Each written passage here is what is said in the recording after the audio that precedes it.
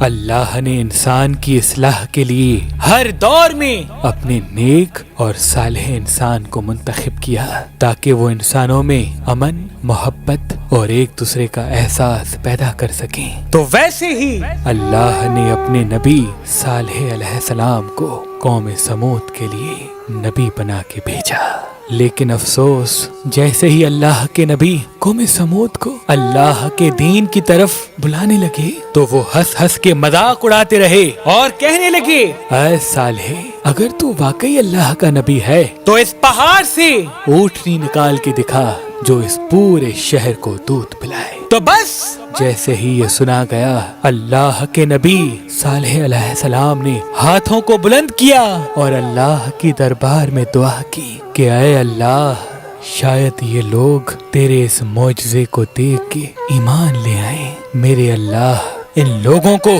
پہاڑ سے اونٹنی نکال کے دکھا۔ جیسے ہی اللہ کے نبی نے یہ دعا کی تو پہاڑ کو چیر کے ایک اونٹنی اپنے بچے کے ساتھ ان لوگوں کے سامنے کھڑی ہو گئی۔ پوری قوم حیران ہو گئی اور اللہ کے نبی حضرت صالح علیہ السلام فرمانے لگے، اے لوگو، یہ اونٹنی اللہ کی نشانی ہے۔ جو اللہ پہاڑ کو چیر کے اونٹنی کو پیدا کر سکتا ہے وہی اس کائنات کا حقیقی خالق ہے۔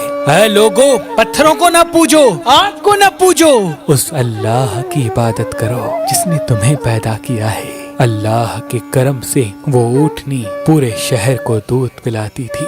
اللہ کے نبی صالح علیہ السلام نے فرمایا، اے لوگو، جو ساتھ میں چشمہ ہے اس کا پانی ایک دن تم پیو اور دوسرے دن یہ اونٹنی پیے گی جو تمہیں دودھ دیتی ہے۔ سب نے تسلیم کیا اور لوگ ایک دن چشمے کا پانی پیتے تھے اور دوسرے دن اونٹنی کا دودھ۔ لیکن افسوس، شیطان ان لوگوں کو بھٹکاتا رہا کہ اس تالاب کے پانی پہ قوم سمود کا حق ہے، اس اونٹنی کا نہیں۔ اور ایک شخص کو لالچ دی گئی کہ شہر کی سب سے خوبصورت عورت سے تمہاری شادی کروائیں گے، بس تم ہمارا ایک کام کرو، صالح کی اونٹنی کو قتل کر دو۔ اس کا نام قطار بن سالف تھا، جو ایک طاقتور اور وحشی انسان تھا۔ اس نے 9 گروہ بنائے اور یہ کہا، اس اونٹنی کو میں اپنے ہاتھوں سے ماروں گا۔ اللہ کے نبی حضرت صالح علیہ السلام پوری قوم کو سمجھاتے رہے، اللہ سے ڈرو، یہ اونٹنی اللہ کی نشانی ہے، ایک دوسرے کا احساس کرو، ہوس، لالچ اور نفسانی خواہشات سے مبرہ ہو کے دوسرے کے لیے جینا سیکھو۔ لیکن افسوس، وہ سب ان باتوں کو مذاق سمجھتے تھے۔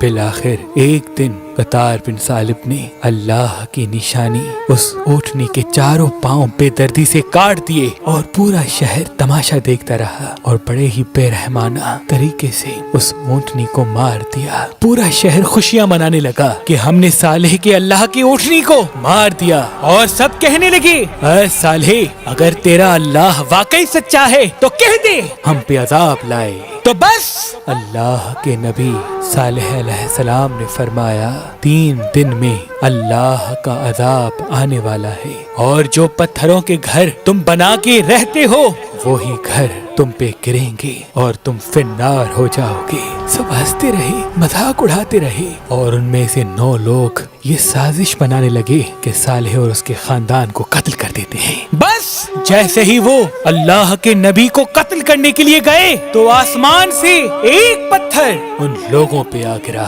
اور وہ سب کے سب فنار ہو گئے، اور یہیں سے عذاب کی شروعات اس قوم پہ ہو گئی۔ اتنے میں پوری قوم کے چہرے سیاہ ہو گئے اور آسمان سے آگ برسنے لگی اور زمین ہلنے لگی۔ اللہ کے نبی صالح علیہ السلام اور وہ لوگ جو صالح علیہ السلام پہ ایمان لے آئے، ان کے علاوہ سب کے سب فنار ہو گئے، اور یوں ان سارے ظلم کرنے والوں کو اللہ نے زمین میں ہی دفنا دیا۔ اللہ کے نبی حضرت صالح علیہ السلام اپنے قوم کے لوگوں کی لاشوں کو دیکھ کے آنکھوں کو نم کر کے فرمانے لگے، کاش تم لوگ ایک دوسرے کا احساس کرتے تو آج اس طرح رسوا نہ ہوتے۔ افسوس ہے کہ تم نے اپنی دنیا اور آخرت دونوں کو تباہ کر دیا۔ میں تمہارے لیے حق کا پیغام لایا تھا، لیکن افسوس تم لوگ حق کے پیغام لانے والے کو پسند نہیں کرتے۔ اس قوم کے آثار آج بھی موجود ہیں۔ مدینہ پاک کے شمال مغرب میں ان کے گھر موجود ہیں۔